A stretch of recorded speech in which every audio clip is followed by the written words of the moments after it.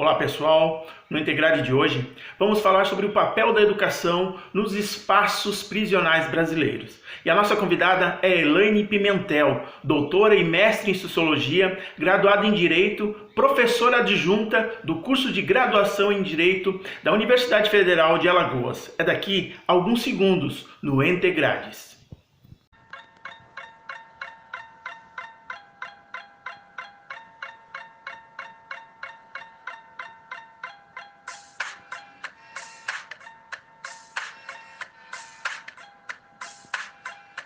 A educação nas prisões é importante por diversos aspectos. Primeiro que essa educação sempre favorece uma qualificação, um crescimento pessoal, subjetivo e agrega possibilidades de inserção no mercado de trabalho.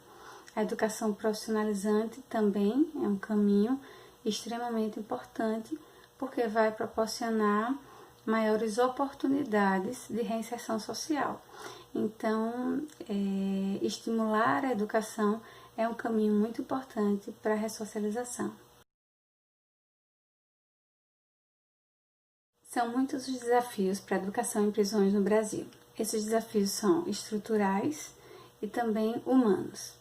Estruturalmente, as unidades prisionais precisam ter salas de aula adequadas, preparadas com material didático que corresponda às demandas das pessoas presas, homens e mulheres.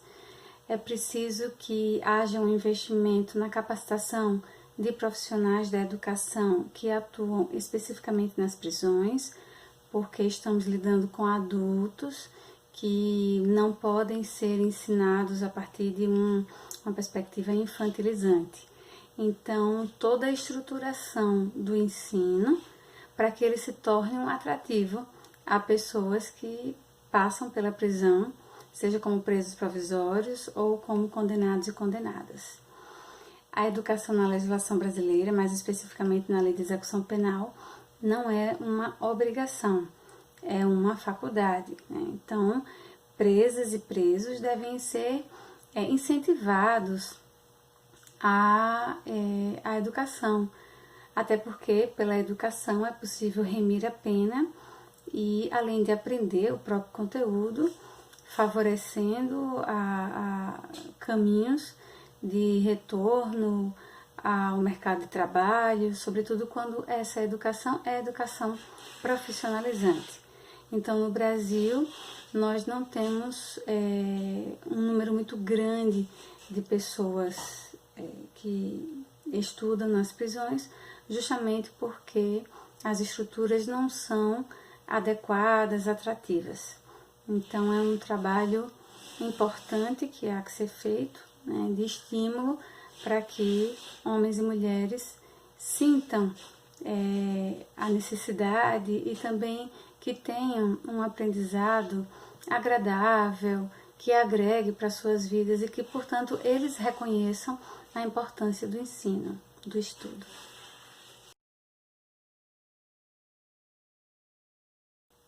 Defender a educação em espaços prisionais é um desafio muito grande, Primeiro porque se trata de um espaço, de espaços que são muito marcados pela precariedade, pelo abandono, pelo desrespeito à dignidade humana. E também os processos educativos tendem a ser limitados do ponto de vista das metodologias, dos equipamentos, dos instrumentos metodológicos. Então, há uma dificuldade muito grande no exercício da educação dentro das prisões. Para ultrapassar esse olhar punitivista que a sociedade despeja sobre as pessoas que passam pela prisão, que cumprem pena, respondem processo já cumprem pena, é importante ressaltar que a prisão é um espaço de muito sofrimento e desagregação. E a educação, quando é aplicada como uma via, no sentido que Paulo Freire nos ensina, uma via de libertação, ela é muito importante para a reintegração dessas pessoas na sociedade, em suas famílias e no mercado de trabalho. Então, é um desafio imenso romper com essa cultura exclusivamente punitivista e entender que a pena privativa de liberdade tem o seu viés punitivo inafastável, mas que processos educativos são necessários, sobretudo no momento atual, em que, apesar das muitas possibilidades de debates, de discussões, produção científica cuidadosa, aprofundada sobre a superação das penas privativas de liberdade, é preciso reconhecer que isso ainda está longe de acontecer. As prisões são equipamentos que permanecerão em nossa sociedade por muito tempo e a pena privativa de liberdade continuará a ser, por muito tempo, a pena mais aplicada. Então, esse argumento de que quando aceitamos a educação e defendemos a educação em prisões, estamos legitimando o sistema punitivo, é um argumento recorrente, mas eu penso que é possível superar, no sentido de que fazemos críticas ao sistema, esperamos sim que haja uma superação desse sistema, mas enquanto isso não acontece, são milhares de pessoas no Brasil privadas de liberdade, na ociosidade, e que a grande maioria não teve a oportunidade de estudar antes da prisão. É uma certa inversão de valores, mas é muito comum que algumas pessoas, venham a conhecer a educação formal dentro da prisão. Então, isso é uma questão estrutural do país que a gente precisa superar antes mesmo de pensar nas prisões. O Brasil precisa caminhar no sentido de reduzir as desigualdades sociais e evitar o encarceramento. Mas enquanto isso não é superado, é preciso que tenhamos atenção com homens e mulheres que estão na prisão. E a via da educação é uma via fundamental.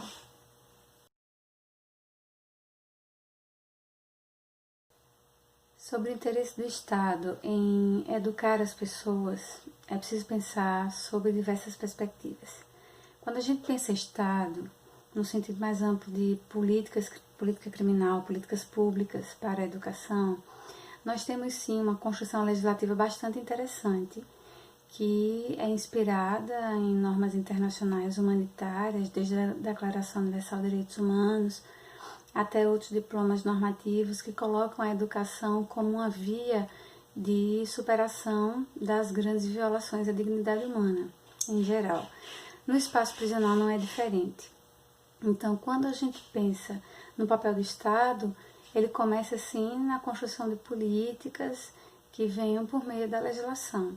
Então, nós temos a própria Lei de Execução Penal, que trata da educação como um direito da pessoa encarcerada. Nós também temos normas do Conselho Nacional de Educação, também decretos presidenciais que falam sobre educação em prisões, Plano Nacional de Educação em Prisões, e, portanto, temos já uma construção legislativa bastante interessante que proporciona caminhos para que sejam implantadas políticas educativas dentro das prisões. É claro que a gestão prisional é extremamente complexa no Brasil. Primeiro, a gente tem que levar em consideração o encarceramento em massa, que é uma realidade indiscutível, né? O Brasil tem uma aceleração no número de pessoas encarceradas, né? Um aumento absurdo do número de pessoas encarceradas nas últimas 2 décadas, que nos leva à condição de superlotação e o trato dessas pessoas assim, sem quaisquer respeito, né? Qualquer respeito à individualização da pena, aquilo que a legislação prevê. Então, é isso que configura essa condição de massa, né? Então, é uma massa carcerária que são vidas, pessoas, subjetividades, que devem passar por processos educativos que, de alguma medida, traduzam essa subjetividade, mas isso não acontece. Então, a dificuldade administrativa, em geral, das prisões, se reflete também na educação. Então, as políticas para a educação não são satisfatórias, os professores e professoras, em que pese muitos profissionais dedicados, abnegados, criativos, se esforçam para ofertar uma educação de qualidade, mas esbarram nos limites materiais e humanos da estrutura carcerária, que é gigantesca, pesada, forte. Então, o Estado vai se expressar desde o legislador até o gestor público e até o Poder Judiciário também. São várias as formas que o Estado se manifesta. Então, a gente não pode personificar o Estado como se fosse a vontade de uma pessoa. É um conjunto de atuações distintas que deveriam estar harmonizadas para favorecer o exercício da educação da forma mais plena possível. Mas, infelizmente, isso não acontece da forma como deveria acontecer. Então, nós temos sim condições de aplicar educação de qualidade nas prisões, mas efetivamente, diante do encarceramento em massa, do excedente carcerário e das dificuldades administrativas, isso não se concretiza no Brasil.